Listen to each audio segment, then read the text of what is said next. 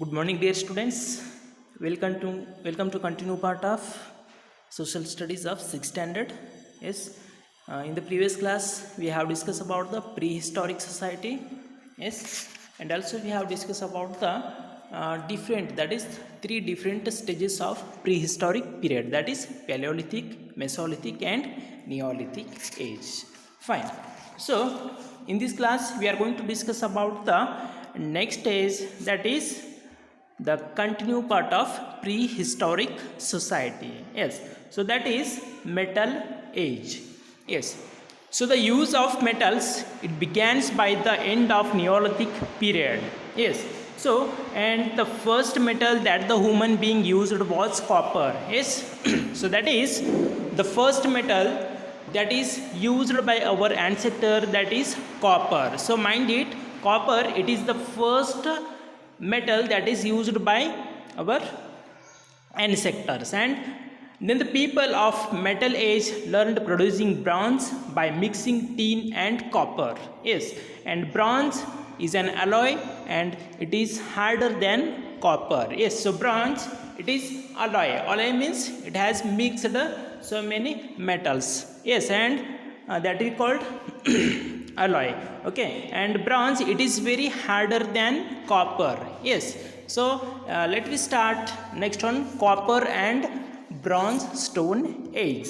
Okay, so as the quantity of copper and bronze tools was very low, stone weapons were continued to be used along with them. Yes, so copper and bronze tools was very low, so that's why stone weapons are also were used. Yes, and therefore this period is called as copper and bronze stone age. Yes, that means in this period they are using the weapons that made by copper, bronze, and also stone. So that's why it is also called as copper and bronze stone age. Yes, and this age began about 5000 years ago. Yes, and in this period agriculture and cattle rearing were the prime occupation.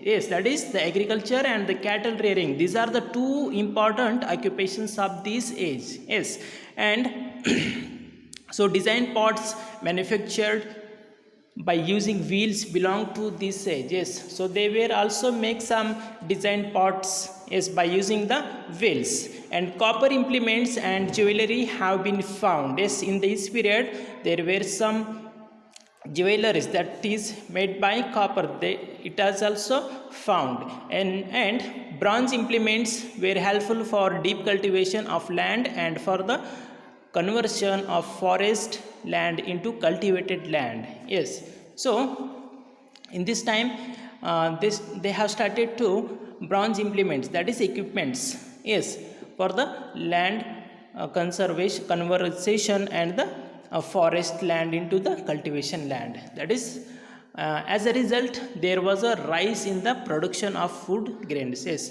so they have converted land into cultivated land and they have started to rise producing the rice.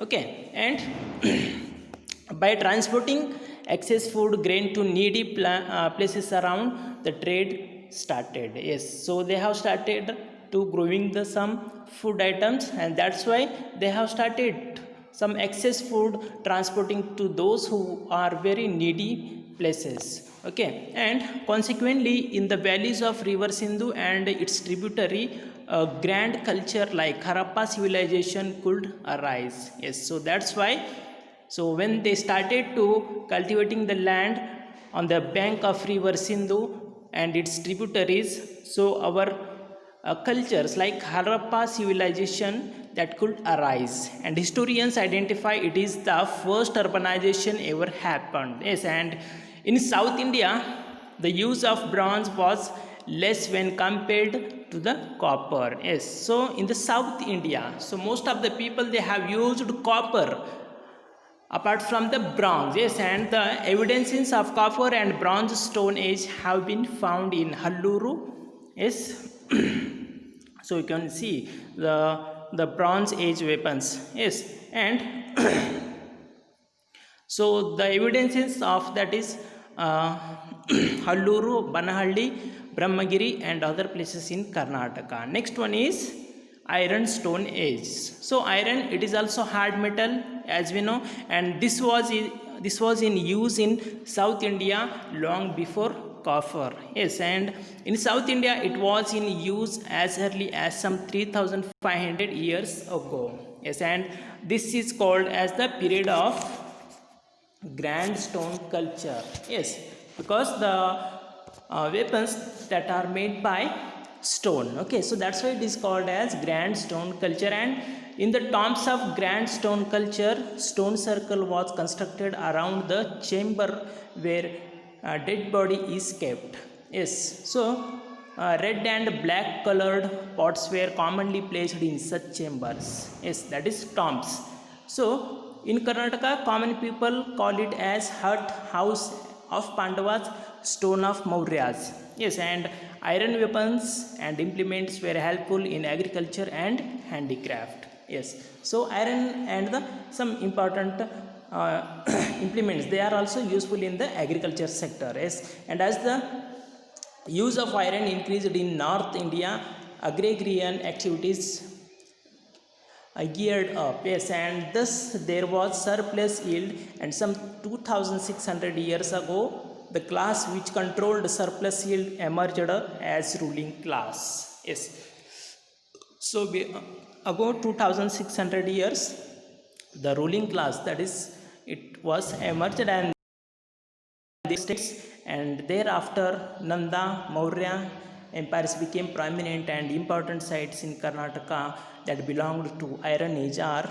Banahalli, Hirebenakallu, Brahmagiri, Koppa, Heggadahalli, T. Narsipura, Hemmige, Halluru, next Yadigenahalli, next Savanadurga, Putri Durga and Pandavara Dinne. So these are some important sites that belong to Grand Stone Age. Okay, so thank you for watching this video. Yes, in this class we have discussed about the that is the prehistoric society. Okay, that means, so we have discussed about the origin of human beings and development.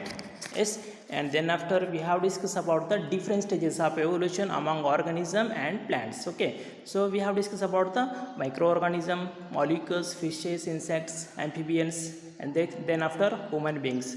In the plants, lichens, algae, plants, yes, and the flowering plants and grasses. And also we have discussed about the three different stages of prehistoric period, that is Paleolithic, Mesolithic and Neolithic. Yes, we have also discussed these three main stages. Yes, and then after we have discussed about the metal age, that is copper and bronze stone age, iron stone age, and next this is that much only. Okay, so I hope all of you have understood this, and thank you for watching video. Thank you.